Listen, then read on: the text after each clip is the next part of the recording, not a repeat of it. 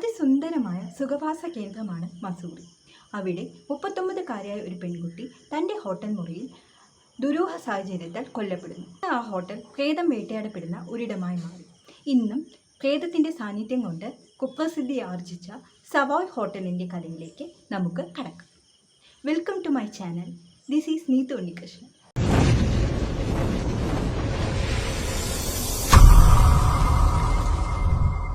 കൊല്ലവർഷം 1900 കൂടിയാണ് ഉത്തരാഖണ്ഡിലെ മസൂറി പട്ടണം ടൂറിസ്റ്റുകളുടെ പറുദീസയായി മാറുന്നത്. അക്കാലത്ത് ബ്രിട്ടീഷ് ഉദ്യോഗസ്ഥർക്കും വിദേശികൾക്കും വളരെ ഇഷ്ടപ്പെട്ട ഒരു വേനൽക്കാല സുഖവാസ കേന്ദ്രമായി മസൂറി പെട്ടെന്ന് വളർന്നു. സഞ്ചാരികളെ വരവേൽക്കാൻ ആഡംബര സൗകര്യത്തോടു കൂടിയുള്ള ഹോട്ടലുകളും ഉണ്ടായി. അവയിൽ പ്രധാനപ്പെട്ട ഒരു ഹോട്ടലാണ് സവോയ് ഹോട്ടൽ.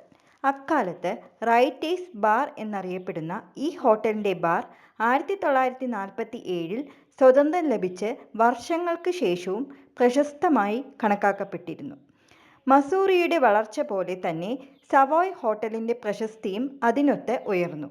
പ്രശസ്തിയുടെ കൊടുമുടി കീഴടക്കിയ സമയത്താണ് ഒട്ടും പ്രതീക്ഷിക്കാത്ത അതിദാരുണമായ ഒരു സംഭവം സവോയിൽ അരങ്ങേറിയത്. 1911 ബ്രിട്ടീഷ് വനിത ലേഡി ഗാർനെറ്റ് ഓർമി തൻ്റെ സുഹൃത്തുമായി മസൂറിയിലെ സവോയിലെത്തുന്നു.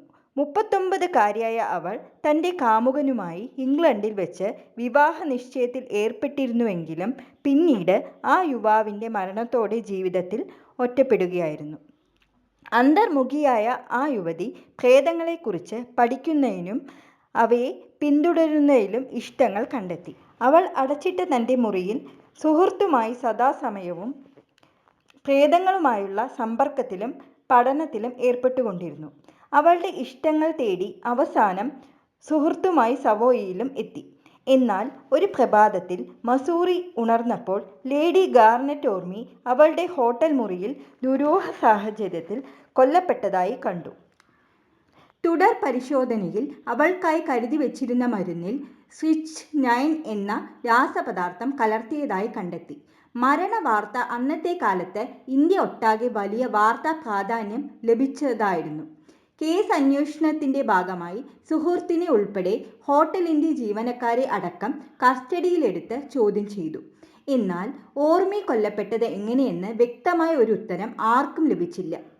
പിൽക്കാലത്ത് അവളുടെ ശരീരം പരിശോധിച്ച ഡോക്ടർ ഇതേ സാഹചര്യത്തിൽ ഹോട്ടലിന് പുറത്ത് മറ്റൊരിടത്തായി ഒരു യുവതി സമാന രീതിയിൽ മരണപ്പെട്ടതായി കണ്ടെത്തി. പിന്നീടുള്ള കാലത്ത് ആ ഹോട്ടലിൻ്റെ ഇടനാഴികളിൽ അവളുടെ കാൽപ്പാടുകൾ ജീവനക്കാരും അതിഥികളും കേട്ടു.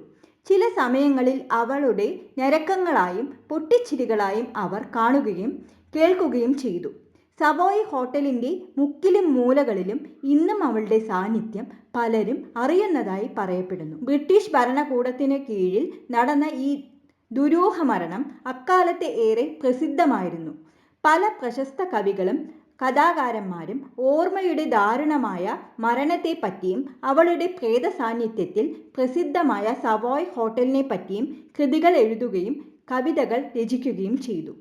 ഇന്ത്യൻ ചരിത്രത്തിൽ തന്നെ ഇന്നും ഉത്തരം കിട്ടാത്ത ഒരു ചോദ്യമായി ഗാർനെറ്റ് ഓർമയും അവളുടെ സവോയ് ഹോട്ടലും നിലകൊള്ളുന്നു.